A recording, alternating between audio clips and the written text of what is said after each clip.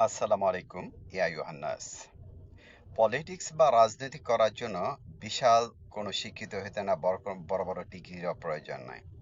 এই জন্য হচ্ছে আপনার তাকওয়া থাকতে হবে, আল্লাহর প্রতি ভয়ভীতি থাকতে হবে এবং আমার যে জনগণের মানুষের যে চাহিদা সেটা পূরণ করার জন্য তার পলিটিক্স। বর্তমানে দেখা যায় যে অনেক ডক্টরেট আছে বড় বড় শিক্ষিত লোকগুলো, আর এই শিক্ষিত লোকটা এই চোর বেশি। এর মধ্যে দেখা যায় মন্ত্রী মিনিস্টার আছে যেটি চুরি করে মানুষের রক্ত চুইসা টাকা নেওয়া যায়, এরা তো অনেক শিক্ষিত লোক। দ্যাট মিনস এতে বোঝা গেল যে শিক্ষিত লোকের প্রয়োজন নাই। আল্লাহ তাকওয়া থাকতে হইবে, মানুষের চাহিদা কি সেটা পূরণ করতে হইবে। মানুষের কি চাহিদা সাধারণ লোকের? বাংলাদেশে তো 80% লোক গ্রামগঞ্জে থাকে, গরিব লোক।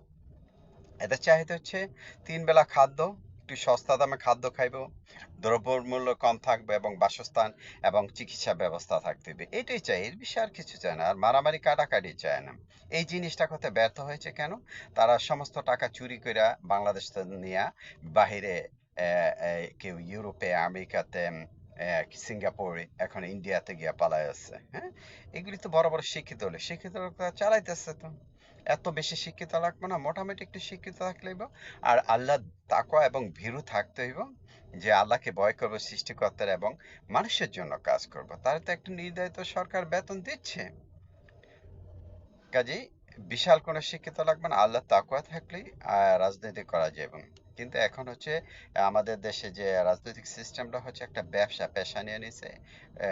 এটাতে ঢুকলেই মানে কোটি কোটি টাকা, বিলিয়ন বিলিয়ন টাকা উপার্জন করা, চুরি উপার্জন তো না, চুরি করে নিয়ে যেতে পারবো।